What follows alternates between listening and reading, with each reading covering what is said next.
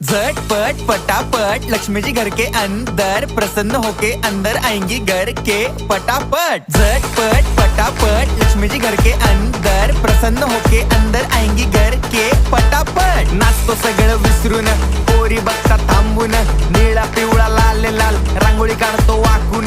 सणासुदीला रांगोळी काढ, भाऊचा बर्थडे रांगोळी काढ, नवीन वर्ष रांगोळी काढ, कलर उरला रांगोळी काढ।